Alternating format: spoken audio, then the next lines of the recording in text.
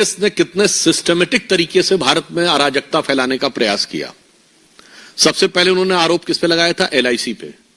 भारत के आम आदमी का सबसे ज्यादा पैसा इंश्योरेंस में किस में लगा है? एलआईसी। तो उन्होंने कहा एलआईसी बर्बाद हो गई। फैक्ट क्या है? एलआईसी ने पिछले तिमाही में 17,000 करोड़ का प्रॉफिट दर्ज किया, जो एलआईसी का ऑल टाइम है। दूसरा उन्होंने किस पे आरोप लगाया? State bank of India. Bharat के लोगों के सबसे ज्यादा खाते अगर किसी एक बैंक में है, भारत का सबसे बड़ा बैंक स्टेट बैंक, उन्होंने कहा स्टेट बैंक बर्बाद हो गया है। पिछली और उससे पिछली वाली तिमाही में 21,000 करोड़ रुपए का प्रॉफिट दर्ज किया है, जो एसबीआई का ऑल टाइम हाई नहीं है।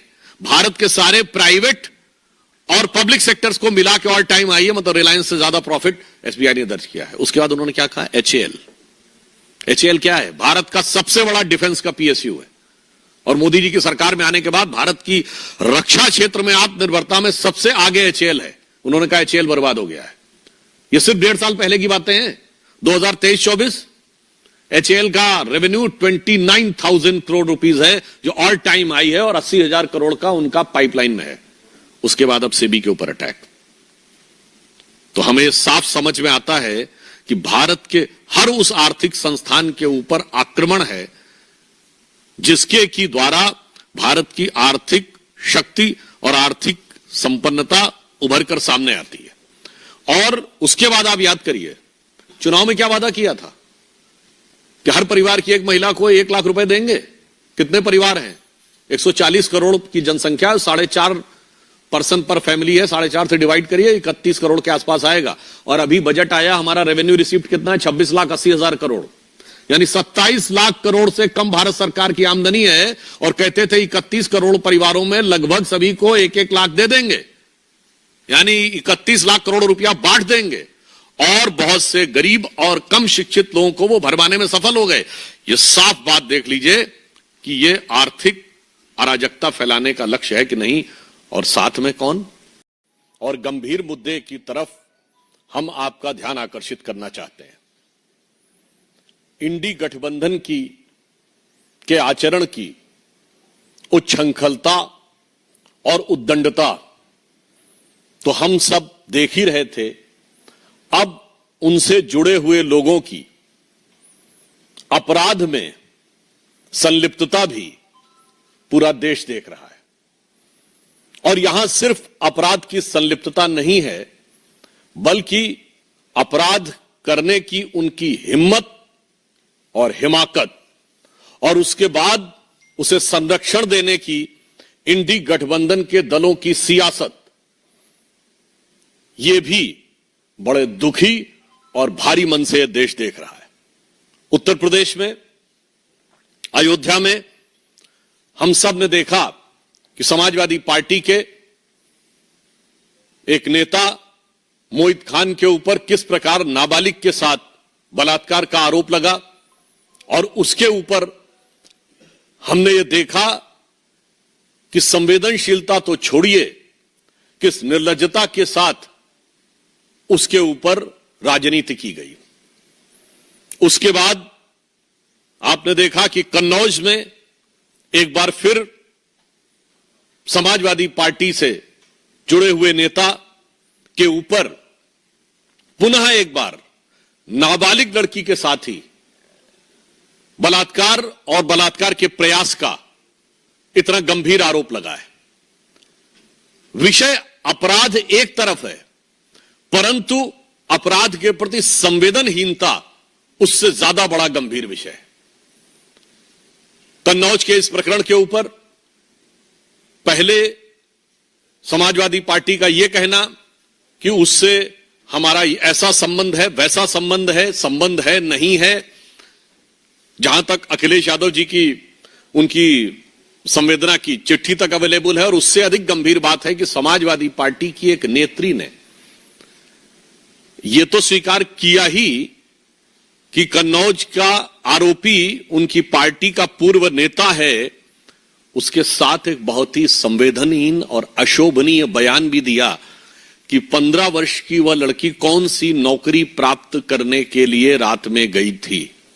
मुझे लगता है कि ये समाजवादी पार्टी की जो असली फितरत है और जो उनकी इस प्रकार के अपराधियों को कवर फायर देने में जो उनकी सीमा है उसको वो दर्शाता है। हम ये कहना चाहेंगे कि उत्तर प्रदेश में एक दौर में समाजवादी पार्टी के नेता ने कहा था,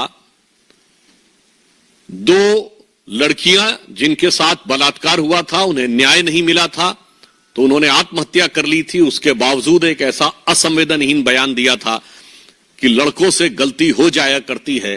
आज मैं कहना चाहता हूं कि यूपी के जो दो लड़के हैं, जो चुनाव के समय कहते थे दो लड़के, उन लड़कों के साथ के जो लोग हैं वो गलती नहीं अपराध कर रहे हैं। और जब से ये दो लड़कों की ताकत बढ़ी है तब से अपराधियों की हिम्मत और हिमाकत भी उसी अनुपात में बढ़ती हुई नजर आ रही है। दुख की बात यह है कि इस प्रकार के विषय पर, जहां नाबालिग बच्चियों के साथ इस प्रकार के दुष्कर्म का आरोप हो, वहां पर ईमानदारी से, क्योंकि हम ये मानते हैं कि अपराध और अपराधी को जात पात, पंथ, मजहब और राजनीतिक दल के तराजू पर नहीं तौलना चाहिए, उसे सिर्फ अपराधी देखना चाहिए। परंतु उसके बावजूद बजाय संवेदनशीलता के अनेक प्रकार की मांगे की जा रही हैं। कोई डीएनए टेस्ट की मांग कर रहा है, कोई कुछ। तो मैं बताना चाहता हूं कि समाजवादी पार्टी का तो डीएनए ही क्या है। अपराध और अपराधियों का सहज साथ, यह पूरे उत्तर प्रदेश को पता है कि अपराधियों के हौसले सबसे ज्यादा बुलंद समाजवादी पार्टी के शासनकाल में होते थे। और समाजवादी पार्टी का असली डीएनए, मैं समाजवादी पार्टी के ही बहुत पुराने समाजवादी नेता हुए और शायर हुए अदम गोंडवी, जिनकी की एक बड़ी प्रसिद्ध पंक्ति है, और ये मैं कैविएट लगा के बोल रहा हूं, ये उनके शब्द हैं, मेरे नहीं है। उन्होंने समाजवादी पार्टी में आए हुए आपराधिक तत्वों के हौसले बुलंद होने पर दुखी होकर लिखा था कि समाजवादी आंदोलन कहां पहुंच गया। उन्होंने यह लिखा था कि काजू भुना है प्लेट में और विस्की गिलास में, उतरा है रामराज यों विधायक निवास में। और आगे उनकी लाइन है, पक्के समाजवादी है तस्कर हो या डकैत। मैं कैविएट लगा बोल रहा हूं, उनकी लाइन है, मेरी नहीं। पक्के समाजवादी हैं तस्कर हो या डकैत, कितना असर है खादी के उजले लिबास में। तो मुझे लगता है कि ये समाजवादी पार्टी के ही एक समाजवादी नेता के दिल का दर्द आज की समाजवादी पार्टी के असली डीएनए यानी राजनीतिक डीएनए को बताने के लिए पर्याप्त। दूसरी, उससे भी अधिक दुखद, जघन्य और दुर्दांत घटना जो कि पश्चिम बंगाल में हुई, और दुख की बात यह है कि वहां पर इससे भी अधिक विभत्स तरीके से अपराधियों को संरक्षण देने का जो प्रयास किया जा रहा है वो और भी अधिक दुख देने वाला है। जिस प्रकार से वहां प्रिंसिपल को हटाया गया और 24 घंटे के अंदर दूसरे कॉलेज में नियुक्त कर दिया गया, इससे पश्चिम बंगाल की सरकार की उन अपराधियों के प्रति किस प्रकार की संरक्षण की भावना है वो बेनकाब हो जाती है, और पश्चिम बंगाल सरकार के द्वारा हो रहे किसी भी जांच के ऊपर बहुत गहरे शक की दीवार खड़ी कर देती है।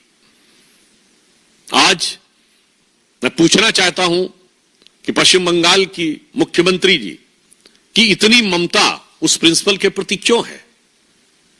और मैं यह भी पूछना चाहता हूं कि जब मांग की जा रही है कि सीबीआई को वो जांच दे दी जाए, तो आप ये कह रही हैं कि इतने दिनों तक यदि ये ना हो सका तब सीबीआई की बात करेंगे। तो मेरा सीधा सवाल और आरोप है तृणमूल कांग्रेस की सरकार से कि इतने दिन की मोहलत किस लिए दी जा रही है।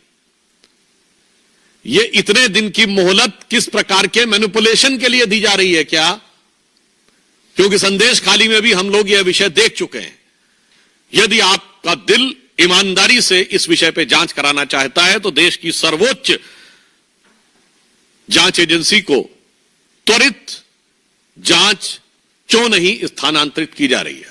Why immediately the investigation is not being transferred to the highest investigative agency of the country? अब मेरा तीसरा सवाल कांग्रेस पार्टी से है ये इंडी गठबंधन के सभी लोग जिस ढंग से एक दूसरे से मिले हुए हैं, कहां गई प्रियंका गांधी जी जो कहती थी लड़की हूं लड़ सकती हूं, उनके होठ सिले हुए हैं अयोध्या कन्नौज से लेकर कोलकाता तक। राहुल गांधी जी जो कहते थे कि मोहब्बत की दुकान, तो मुझे लग रहा है कि उनकी दुकान में, उनकी उस सियासी दुकान में मोहब्बत अपराधियों के लिए है, मोहब्बत आतंक के आरोपियों के लिए है, मोहब्बत भ्रष्टाचारियों के लिए है, मोहब्बत दंगाइयों के लिए है और मोहब्बत बलात्कारियों के लिए है।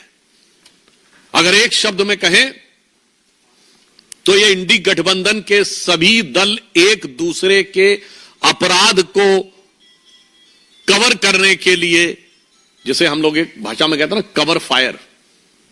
सो these parties are providing a crime cover to mutual criminal elements, यानी एक दूसरे के आपराधिक तत्वों को एक प्रकार का पॉलिटिकल क्राइम कवर देने का प्रयास कर रहे हैं। हम पुनः यह कहना चाहेंगे कि आप विपक्ष में हो या सत्ता में हो, हम विपक्ष में रहें या सत्ता में रहें, इस प्रकार के विषयों के ऊपर संवेदनशीलता से बात होनी चाहिए। राजनीति के